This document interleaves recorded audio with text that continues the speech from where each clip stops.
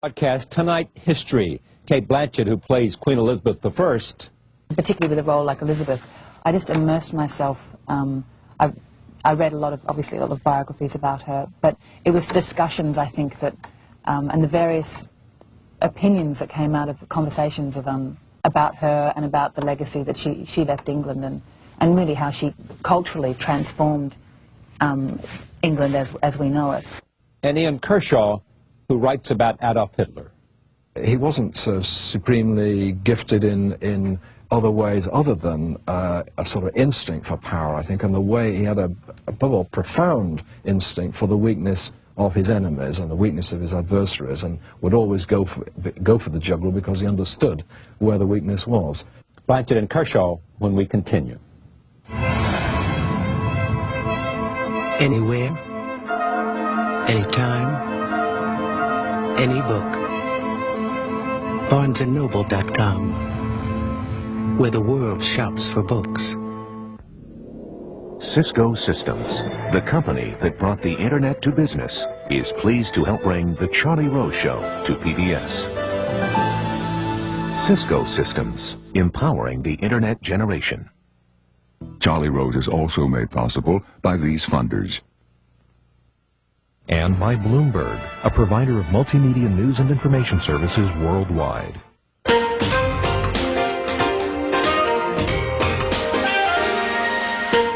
From our studios in New York City, this is Charlie Rose.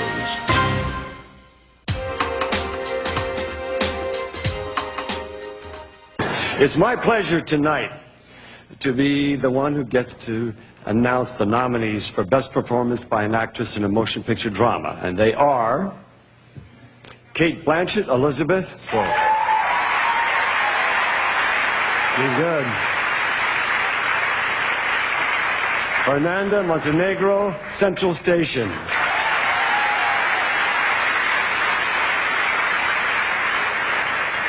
Susan Sarandon, Stepmom. You can be mine anytime you want, Susan.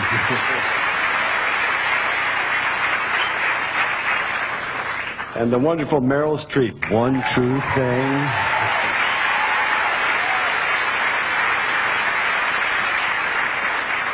Emily Watson for Hillary and Jackie.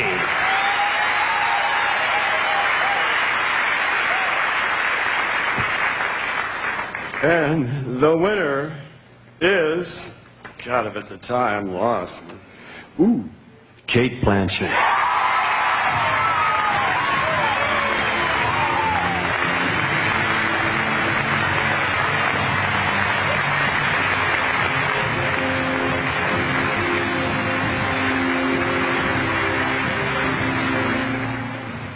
Joining me now, Cate Blanchett.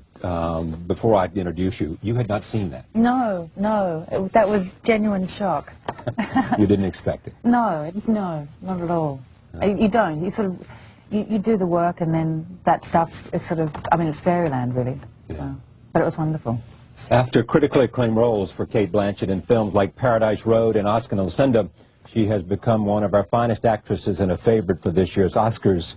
As the star of the film Elizabeth, she portrays the title character, Queen Elizabeth I.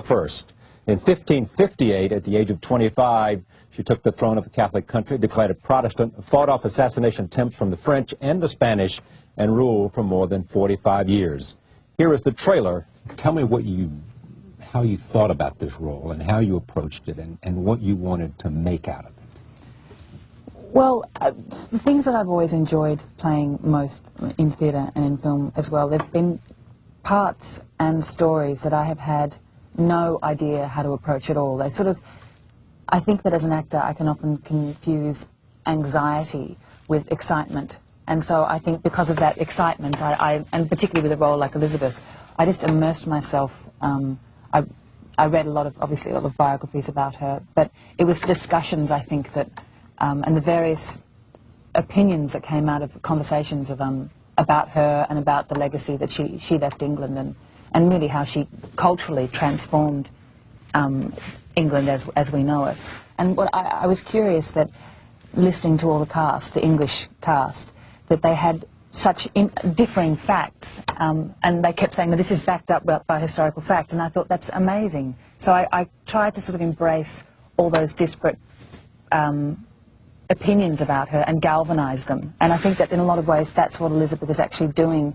She's galvanising the opinions that her enemies have about her and using them against them. So that's in part of how you came to see her. Tell me more about, you know, once you immersed yourself in this, you had a script, but as you immersed yourself into this extraordinary woman, to use extraordinary one time too many, what did you find and what was interesting to you about her? And what did you say, if nothing else, I want to get this about Elizabeth? Well, Shekhar Kapur, the director, from the very beginning, he was talking about her as an unformed being. And from all the letters that I read about her, and certainly all the people that, the ambassadors, foreign ambassadors who came in and met with her, right from, not only before, it was before she was queen, it seemed to go against that. And so I couldn't understand what he was talking about. She seemed to be so self-aware, and she had really strong performance instincts, I think, because right from an early age she had to wear a mask in order to survive. She had to, I suppose, mask her religious differences to Mary, her sister, because Elizabeth, I guess, was more aligned with the Protestants, and Mary, obviously, was a Catholic. So I found, I suppose, that to inhabit that naive young girl in a very knowing way, and in a lot of ways, I suppose, I held my cards as an actor close to my chest whilst trying to inhabit the mask that Shekhar was interested in, if that makes No, it makes a lot of sense. sense. Yeah. What about her shaped her in coming to give her the strength that she had to survive and to rule for so long? Well, I do think, and this is something that Shekhar did talk about a lot, and being Indian, I think it sort of gave him a different sort of sensibility on it. He kept talking about destiny, and I think that Elizabeth had a very strong sense of destiny. And so I think that, and she's desperately ambitious, incredibly ambitious, and probably had a lot more natural ability as a leader than her brother and Mary, her sister, had. She was deadly ambitious. Yeah. So but I think the thing that moved me most about her was her isolation, and how she had, basically, by the time she was 9 or 10, there had been rebellions in her name, and people had most of the people, her mother was obviously beheaded by her father, which, you know, obviously dislocates you from your family. Anne Boleyn and Henry VIII. Yeah. So I think it was that she was a still point in an incredibly turning world, and that she had to look after herself. And I think because really the film does deal with, it's a love story in a lot of ways, I found it interesting that she did hold herself back. She didn't ever completely give herself over to a great love because of her enormous political ambition. So I think it was probably that isolation. You and I were talking earlier, and I said there was something about, if you have great opportunity at governance, you know, and it is your mission and your mandate and your destiny, in a sense, that becomes what your life is really about. And as you said, she just gave over herself to that in lieu of sex and a lot of other things, as far as we know. Yes, and because, in terms of a traditional family life, unlike Queen Elizabeth II.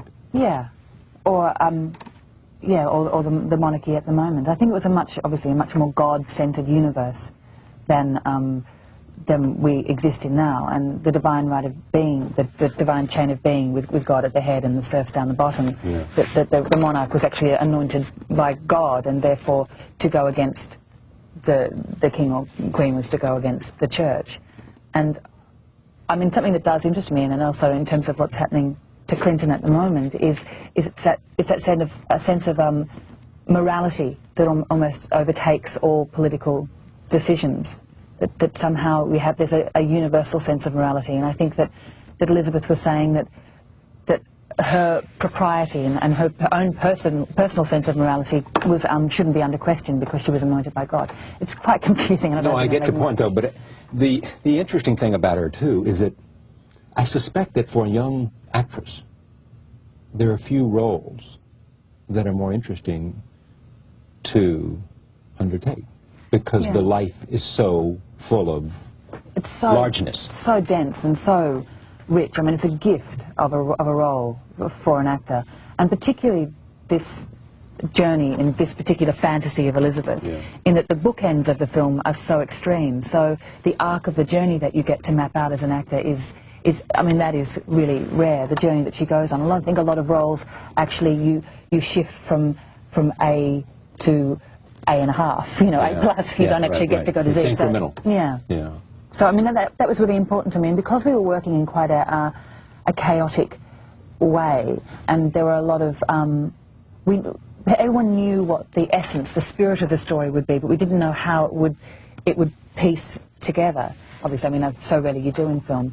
But it was important to me that those changes were, like you're saying, incremental, that they were subtle, that it wasn't sort of all of a sudden she was turning into the monarch as we know her. What happens between a director who you did not know, who'd seen you in Lucinda, as Lucinda, I guess in the movie or in a promo or something? On a promo reel, I think. In a promo reel? Yeah. Meaning what, somebody had given him a series of reels and this was one of the people he might look at, or was it just a promo reel for Oscar and Lucinda? I think it would just happen to be floating around the office, working title and office. He said, take a look at this, and he looked at it and knew that you were the person he wanted. Yeah, he very romantically says that he saw my face come out of the water and he knew it was me, but a screen test and a lot of discussions later. But I mean, that's great. I mean, it's when I met Shaker, it was more, I think my relationship with him was more characterized by silences. And I think it's a very deep, profound way to work when someone knows when to come in and when to go out. And he was very sensitive about that stuff, and he cast very specifically, and I think quite eclectically. Like sitting around the table, you had Lord Attenborough, and then you had Eric Cantona, and then you had Vincent Cassel, and then you had Geoffrey Rush and myself, and all from quite different acting traditions, and he was somehow able to galvanize all those people. Quite different acting interpretations of Attenborough, of course, lives in London. Quite different interpretations of Elizabeth, or all of you united by the script that you had in terms of what you wanted to say about her? I think we were united in the fact that we'd come together every morning and thresh out something, and we'd sort of block something out, but still we wouldn't know exactly what it was. So I think in a lot of ways, a lot of, myself included, a lot of the actors were kind of shifted off centre. And there's such a sense, I think, in my vast career, but that you have to be in control as an actor, and that if you don't know absolutely what's going to happen, then you can't actually mark the journey. And what I sort of discovered is that it's a really great way to work in that chaotic environment, because you can often reach for things and not quite get them, and it's often in the grasping for something that a magical moment is produced. You don't have to get there. Do you know what I mean? I do. Here's another clip. I want to show a lot of this because it's such a great film. No, I know you said that when we sat down. Here's another interesting thing. Geoffrey Rush is he Australian or New Zealand? Australian. Shine, we know him from well. You are Australian, and the director is Indian. Former parts of me. Yes, all the colonies are represented. Here is after the death of Queen Mary, Elizabeth becomes the Queen.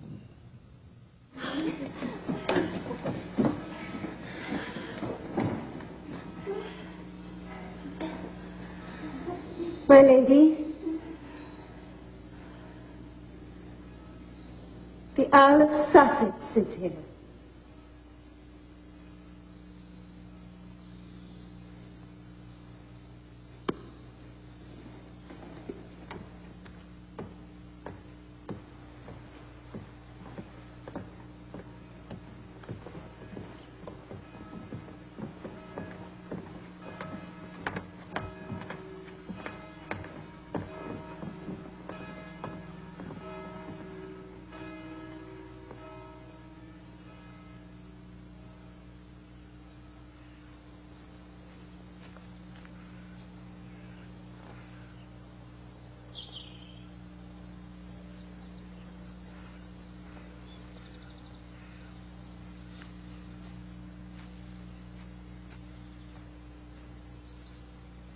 The Queen is dead.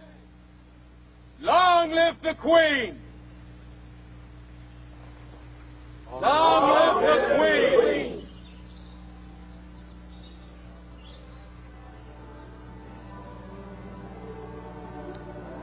This is the Lord's doing, and it is marvelous in our eyes. You shot this at the same time, as you were telling me as we were watching this. Princess Diana had just tragically been killed.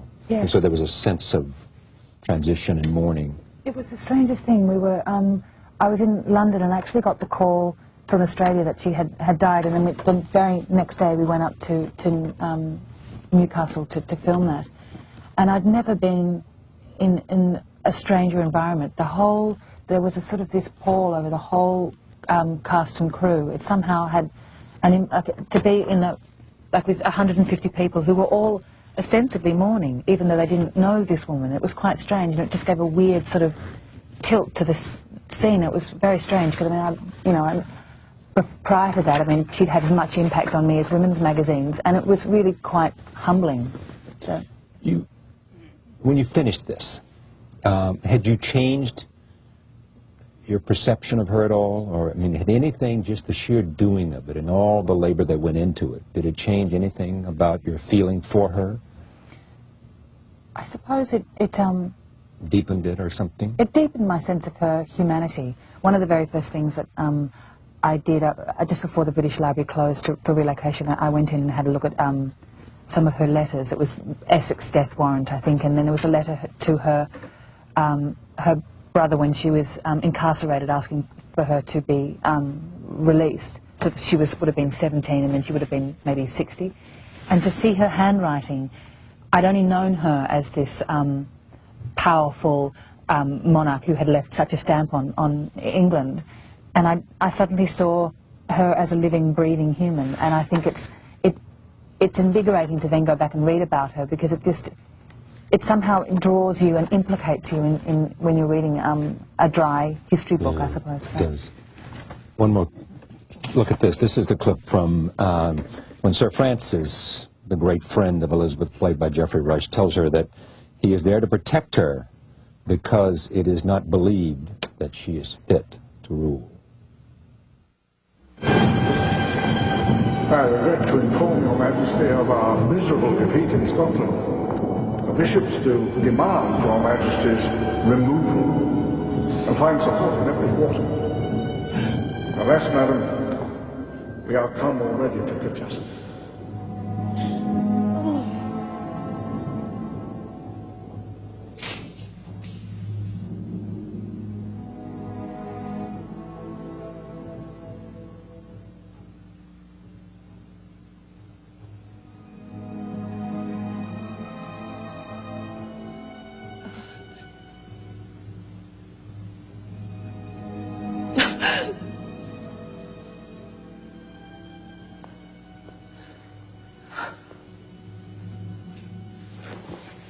How dare you come into my presence? Why do you follow me here? It is my business to protect your Majesty against all things. I do not need protection. I need to be left alone. Majesty. They should never have been sent to Scotland.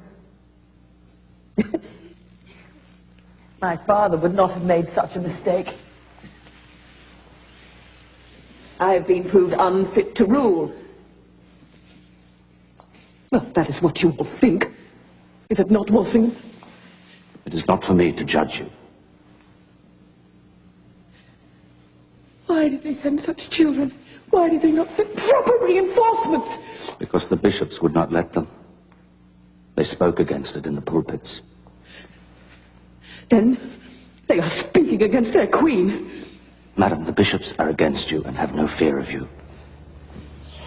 They do not expect you to survive. I think of you sitting around the table, and there's the director, and there's Sir Richard Attenborough, Dickie to his friends. I never know what to call him. Yes, Sir Dickie.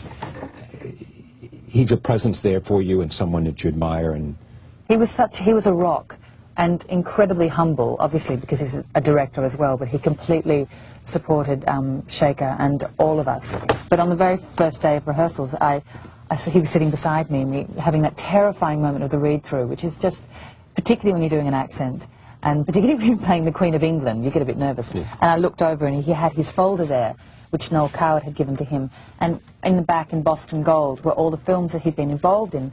And I just sort of was looking across and I thought, my God, they're the great films of cinema history. Right. So he's a living legend, but he's so generous. And I found him so nuanced as a performer and also so clear. And he's able to give over his preconceptions and expectations to what Shaker was wanting to do with the film.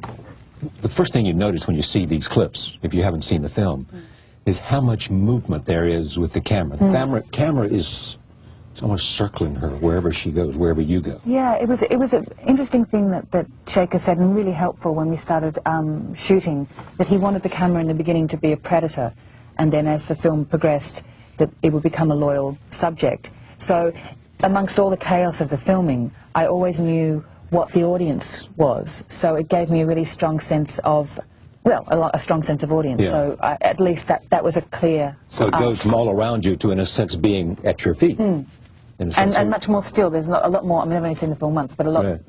The camera, there wasn't as much movement or tracking or up and down.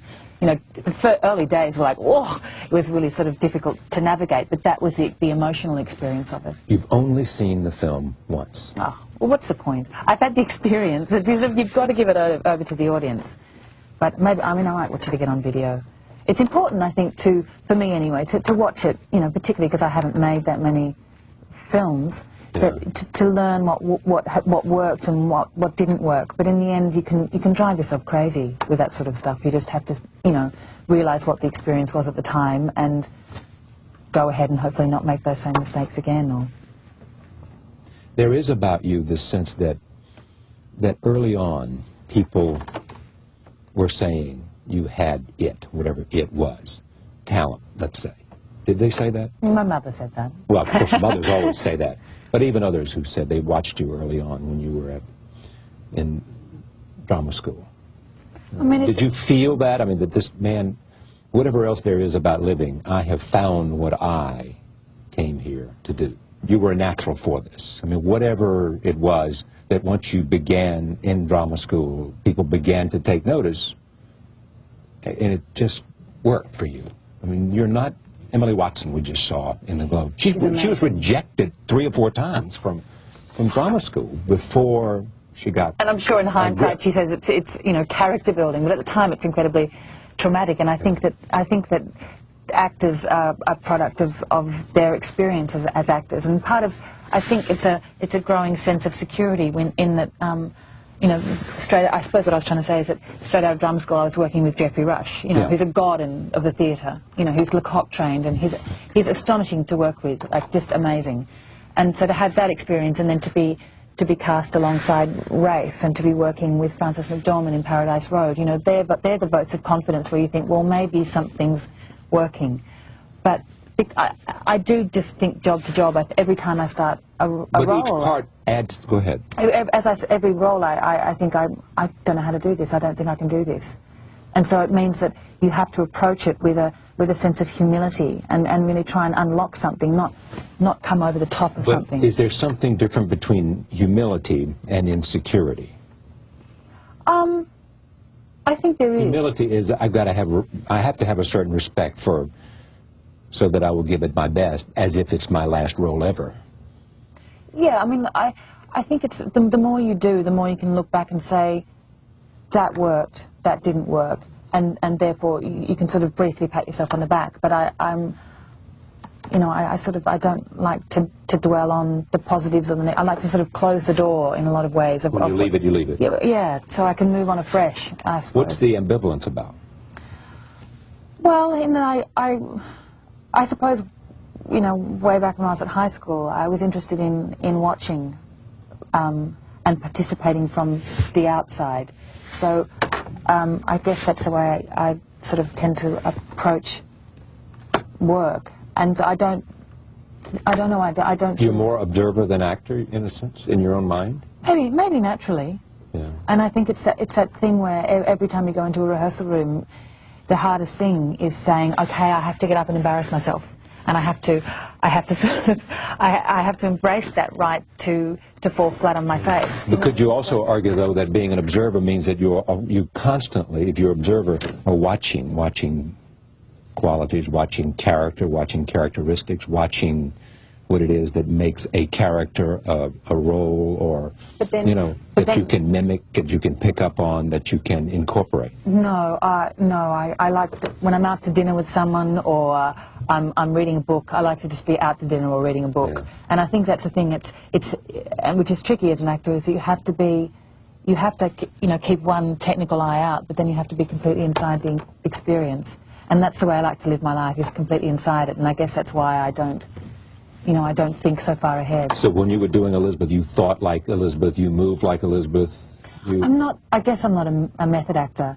I sort of think that you've got to use whatever is around you, and I think a lot about filmmaking, the piecemeal nature of it can be frustrating, in that you don't have that luxury of going through the arc of the night as you do in theatre. So you kind of have to use those circumstances to your advantage. Like if you've got a cold, you've got to use it. I mean, you know what I mean? Like I don't... Yeah. You leave this performance in Elizabeth to go to the stage in London in a David Hare play.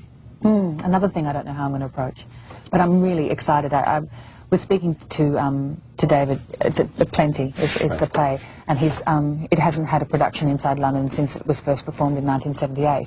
And he was saying it would be interesting for the younger generation, he's calling me the younger generation, to 29 to perform the play, and also a younger audience to see it who haven't got that visceral experience or that recent memory of the Suez Canal, because for him it's quite a political play, whereas I read it and got straight into the emotional and intellectual side of it. Because I think, just beginning to read about the Suez, it was a door through which the British populace went through, from which they didn't return. It was a failure, and I think that sense of failure and the impact that it has on post-war Britain. I remember when I was in college, I was taking... remember the Suez? That's okay. I do remember the Suez. I wasn't in college then, but I remember it. And I remember when I was in college, I had an assignment once to go back and read all of the editorials of the New York Times on the crisis, and to try to see an editorial position of the Times on the Suez as we saw it unfold, as a crisis. I mean, you remember people that, looked like foreign secretaries like Anthony Eden. People like that, look like foreign secretaries ought to look like in one's imagination. You're wonderful, and I thank you for coming, and congratulations on the Golden Globe, and much success with the Oscar and with Plenty on the stage. When does it open, Plenty? About April 26th, I think. So you have time. I have time. Australia remains home? Yeah. There's a famous song about it, but I won't sing it. Oh, please. Come on, tell me just a little. And Peter Allen song? Yeah, of course, yeah. That I still call Australia home? Well, it is. Thank you. Back in a moment. Stay with us.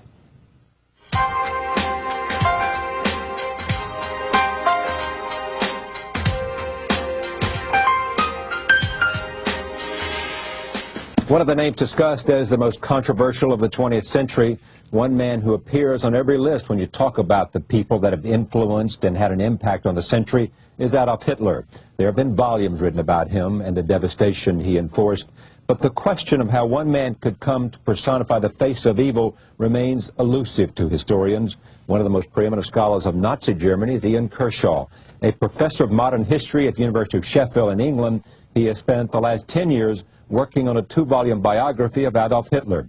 The first volume is called Hitler, 1889-1936, Hubris. I am pleased to have Ian Kershaw here to talk about a book that is being lauded by many as the best Hitler biography in a number of years. I'm pleased to have him, as I say, on this broadcast. Welcome. Thank you.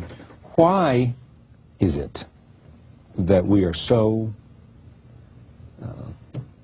curious about Hitler? I think it's right to say the fascination with Hitler remains intact after all these years, and greater than the fascination with other monsters of the 20th century, greater than that with Stalin, for example, who arguably had more people killed than Hitler did. But Hitler had I think shows us what human beings are capable of, and shows us the darkest side of civilization. Shows us also how thin civilization is, what can happen. And Hitler has claimed to be the main author of the most destructive war in human history, claimed to be the main author of the most terrible genocide yet experienced. Those are two very good reasons why we should continue to be preoccupied with this figure who's cast such a stamp on the 20th century. But is it more than that draws us to Hitler? Well, there is... the nature of the man, the nature of the, the flair for the dramatic, all of that. It's all these things put together, but even so, when all's said and done, it's what can be done with the massive power that he was able to wield, and how such an unlikely figure could ever come to wield it, which, unlike, if I can compare Stalin and Hitler yet again for a second, Stalin, I think, if I simplify a little bit here, we see as the last in a line of Russian tyrants. Doesn't surprise us in a way. Stalin's background is that of an apparatchik in the Communist Party. He takes over, rules with tremendous brutality. Hitler comes from nowhere in a highly modern, highly civilized state, a land of culture, the land, it's a cliche to say, but the land of Beethoven and Goethe and so on.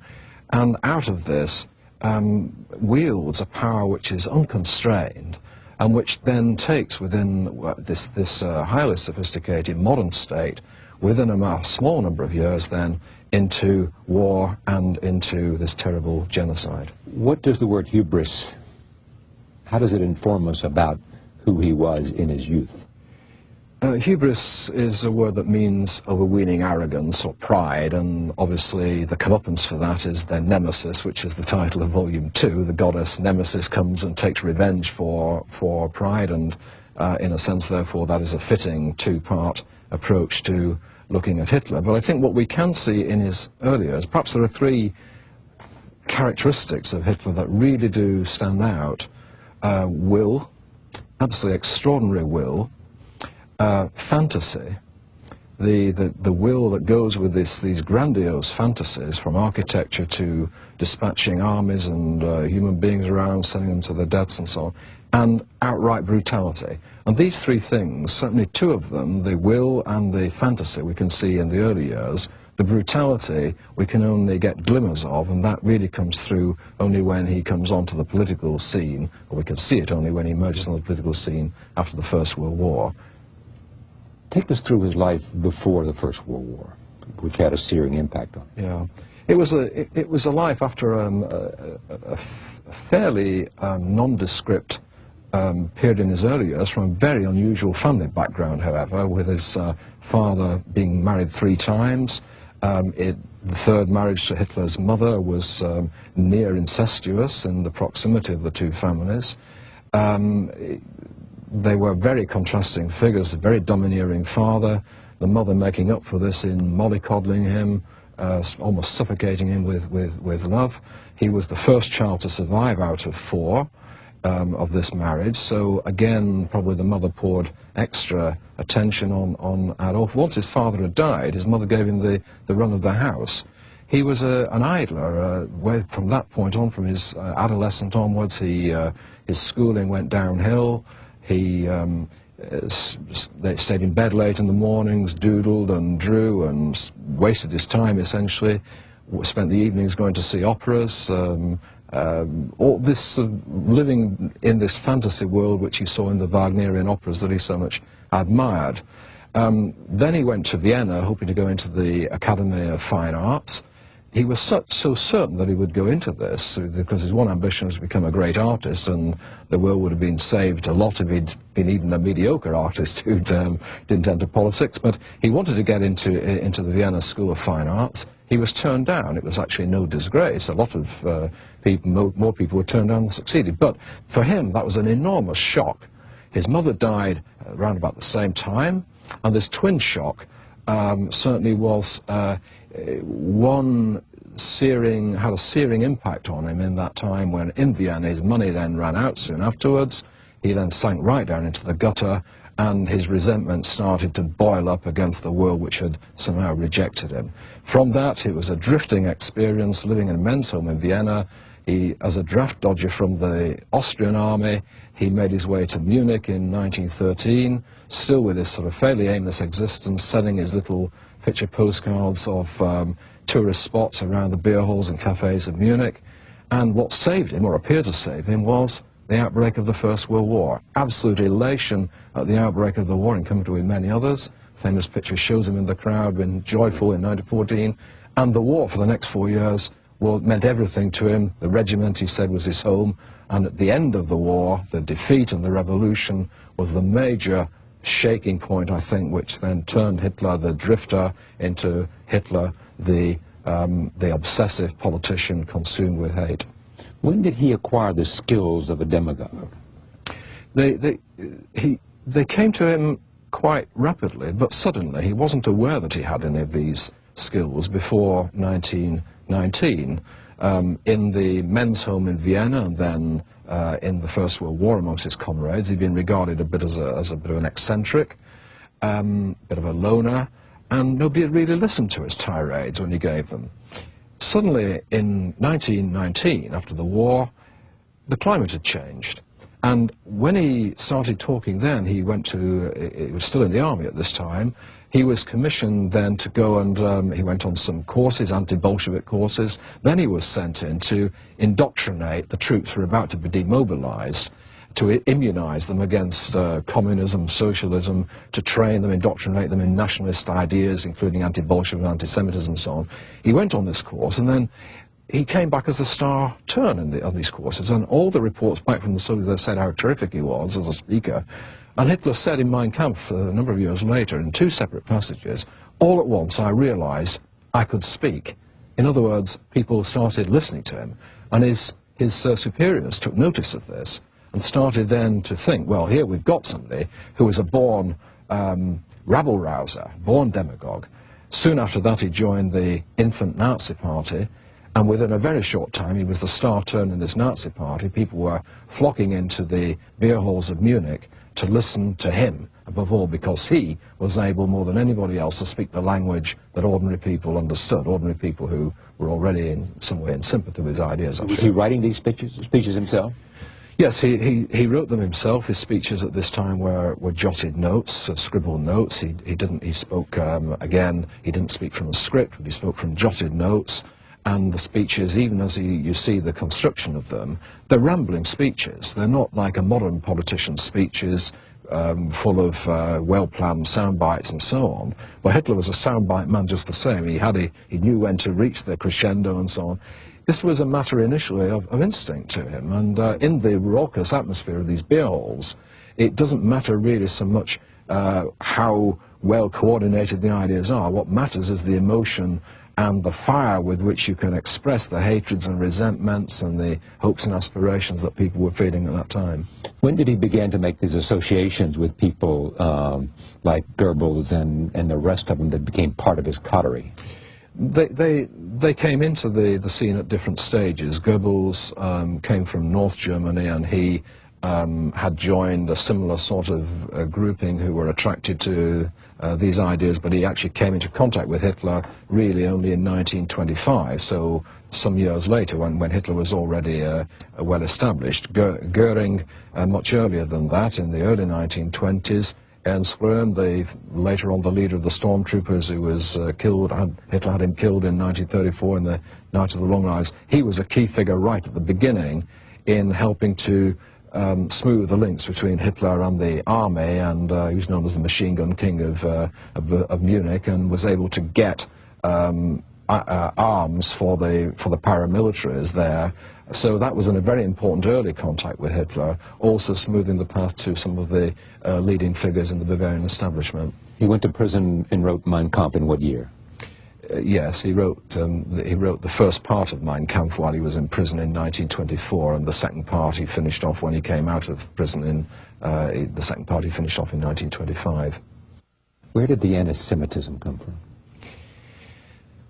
Anti-Semitism was very extensive and commonplace throughout much of Europe, at this period, and quite especially was prominent in Vienna, in the Vienna that Hitler experienced, in the circumstances we've already talked about at the beginning of the century. Vienna was one of the most anti-Semitic cities in Europe. Hitler picked up this vitriolic hatred of Jews there. And then later, during the First World War, where people were now scouting around for scapegoats to find to explain why things were going so wrong, the hatred of the Jews welled up again within Germany. In 1916 to 1918, Hitler experienced this at first hand when he went back on leave to Berlin and especially to Munich, and he was himself looking for explanations as to why his world had crumbled beneath his feet, why what he'd invested in, what he'd seen as a future then had collapsed. And he found his explanation then in the figure of the Jews. It was an abstract hatred for him, I think, above all. I don't think it was personalised. I don't think you can find any single example in his life where he had a really bad experience at the hands of a Jew or something and focused on that. There have been attempts to demonstrate that, but they're not convincing. His grandfather wasn't Jewish either, as you did. His grandfather wasn't Jewish, and his contacts, for example, with the Jewish doctor who treated his mother, who died a painful death in 1906, this Jewish doctor, he thought highly of and gave him presents, and later on in 1938 he... So no personal experience that we know of that caused him to have such a... Yeah. So this abstraction, but in 1918, and finding this, that he could focus his hatred for what was going on upon this group who he accused at the one and the same time as being the war profiteers, and also the group who were fomenting unrest at home, which was stabbing the German war effort in the back, stabbing the troops in the back, bringing about this revolution in 1918, which for him was absolute anathema, and bringing about Germany's defeat. And Hitler's career really can be seen in large measure as an attempt to reverse the defeat and revolution of November 1918. How smart was he? Quite smart. Quite... How do you know? Quick. Well, for example, I mean, in terms of the way he had an extraordinary memory, for one thing, for factual detail. He was able to master the brief of quite complicated material that came before the cabinet on finance matters and so on. He wasn't stupid by any means. Foreign secretaries who came to Germany, who met him, attested later on to the way in which he could understand the complexities of a discussion and speak then without any notes on these difficult issues, had mastered it. So in all these ways, it would be crass to really just regard him as some people did at the time in their patronising way, as just some rabble-rouser who had no talent beyond that. But of course he wasn't supremely gifted in other ways other than a sort of instinct for power, I think, and the way he had above all, profound instinct for the weakness of his enemies and the weakness of his adversaries, and would always go for the jugular because he understood where the weakness was. So in all these ways, I mean, it's not a matter of intellectual excellence, of course, it's a matter of sharpness of mind, quickness, very quick in his spoken words, in the way he formulated things, again, not only in the be-alls, but in one-to-one discussions. He could formulate matters always in this black-white way, which meant that a one-to-one discussion was very, very difficult, not to say impossible, to win with him, because he had such a rounded view where one part of the argument would support the other, and this quickness of it, and along with a domineering personality, meant that it was as good as impossible to overcome that in a one-to-one confrontation. What myths have you uncovered about him? I mean, what is it that you think you didn't know that you now understand because of this massive study? Well, I think what we have to do is to unpick the way in which he himself presented his development. And once you do that, then the myths start to fall away, and you see a gradual development even of some such things as the hatred of the Jews, which we've been discussing. But above all, you see how, and I think this is the strongest point which I was trying to get across, that this was not a triumph of the will. That is the way in which it was depicted by himself and by his Nazi followers. This was not a triumph of the will. He could have been stopped on innumerable occasions, but also the image of Hitler that we have is a construct. It's a product, which was a product of circumstances in Germany, above all in the early 1920s, where people started to attach to Hitler these heroic qualities, which at that time he didn't attach to himself. So far from it being a notion of a planned, staged assault on power, it was actually handed to him also at different stages along the way. He took advantage of chaos. He took advantage of, he was an opportunist par excellence, as well as being an obsessive ideologue and a superb propagandist. What did Goebbels' diaries, which you found in Russia, or which were discovered in Russia? Yeah, I didn't find it. That's the reason I changed the way. What did Goebbels' diaries tell you about Hitler's character, personality, demeanor? I think one thing which they do show along, they confirm, of course, many of the things which we've been talking about here, about the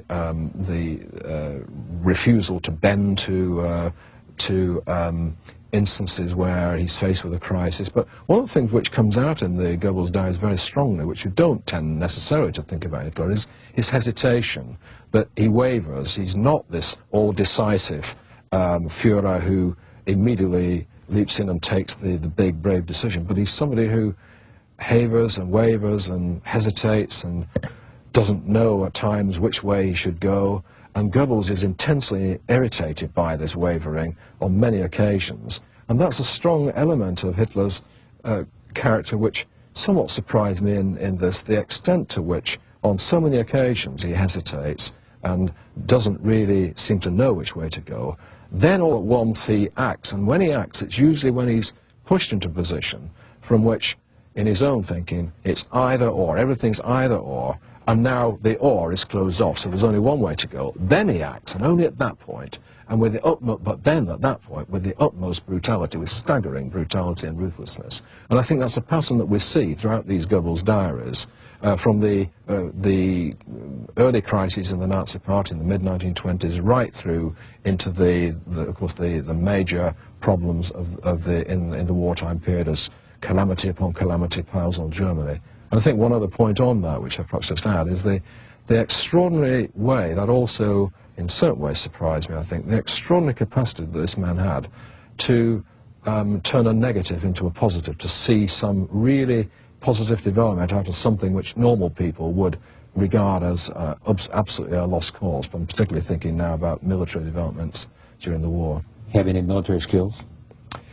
Other than instinct? Yes, he did. It was there were a lot of instinctive reactions which came off. But for example, in 1940, the brilliant German manoeuvre which encircled the French armies and the British armies and effectively won the war in France within just a few weeks.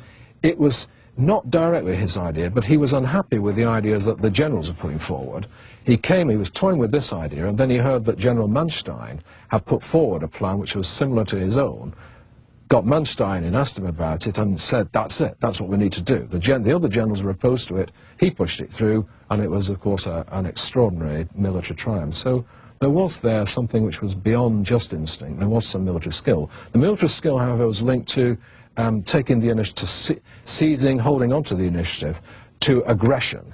He was lost after the end of 41, or certainly by the end of 42, once the Germans had surrendered the initiative completely, once it was a defensive war, and then his tactical skills were, of course, hopeless, and in that position then, fighting a rearguard action, he was still depending solely and almost entirely by the end on this notion of will, that will be triumphant. And of course, in military terms, that's at that point then is just the road to catastrophe. Shot himself when he was, what, 54, 55? 56 it would have 56. been, 89, yeah, 56. He looked about 75 by then. You want to write, you spent 10 years of your life, 2 volumes. Second volume, I assume, is near completion? Almost complete, yeah, not too far off. From the beginning, you wanted to do Hitler rather than all the other historical figures because you were, you were interested in Germany, interested in that particular period of world history, or what? Yes, well, it's not really a dramatic shift for me, because I've been working on the Nazi era quite intensely and very often in Germany for 20-odd years now. I started working on German society initially. I moved on looking on reactions to anti-Semitism and to Nazism, Hitler's popular image, moved on from there to the structures of the regime, and from there then to the figure who was the central figure in this regime. So in a sense it's been a fairly logical and inexorable step for me, but it is also because I do happen to think, a point we were making at the beginning, that Hitler is one of the central figures in the 20th century, if not the central figure in terms of his influence, regrettably such a terrible influence, and to that extent, therefore, that at the end of this century it is still important to do the utmost that we can to understand this phenomenon, not just Hitler the person, but what he was able to do in Germany, why a society, and that was my starting point, why a society could actually allow it to happen and could find appeal in this person. And what was your answer? My answer was that if you actually start from the premise that democracy is not the best form of government, although we tend to think it is, and that's our starting point, but in the 1920s and 30s it wasn't. There you had a situation of national humiliation, lost war, economic bankruptcy, failed democracy. The feelings that Hitler was able to articulate here were feelings that were shared by very many people, not of course the personalized parts of his horrific vision, but for a long time in the 1930s it could seem to ordinary Germans as if this really was a wonderful leader who'd rescued Germany from chaos, put things straight, given the country its pride back, put it back on its feet, and so on and so forth. And that explains why the links between what the aspirations of so many people on the nationalist right were in Germany at the time and how they overlapped with Hitler allows us to see, I think, quite clearly how these people could find all sorts of common ground until the common ground gradually started to diverge and they realized that they'd opened up Pandora's box. The notion is that if things are going well for you and the economy is improving, full employment, and everybody has sees good times ahead, then they're willing to overlook. Yeah, that's it. Both real danger and potential disaster. Yeah, that's it. Thank you for coming. The book is called Hitler, 1889-1936, Hubris. Ian Kershaw. Thank you so much. Thank you. Thank you for joining us. See you next time.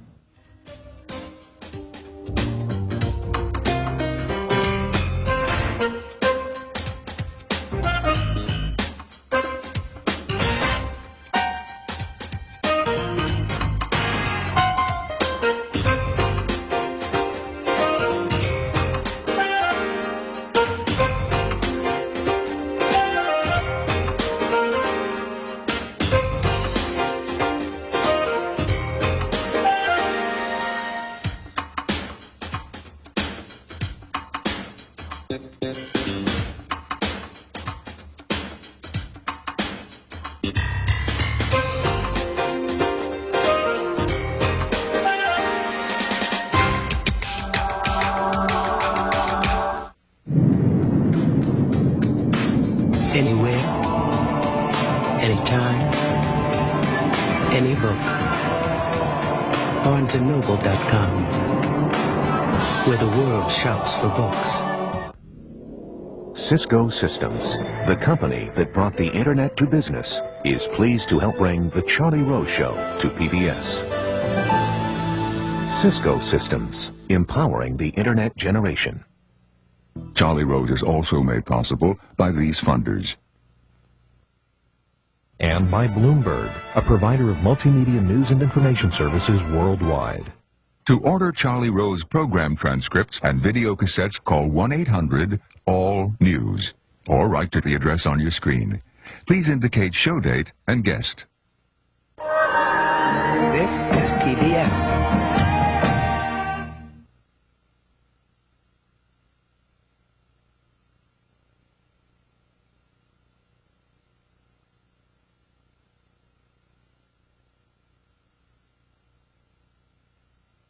On the next Charlie Rose, all about Michael Jordan. Our guide is David Halberstam, who spent the last year writing a book about MJ called Playing for Keeps. Join us.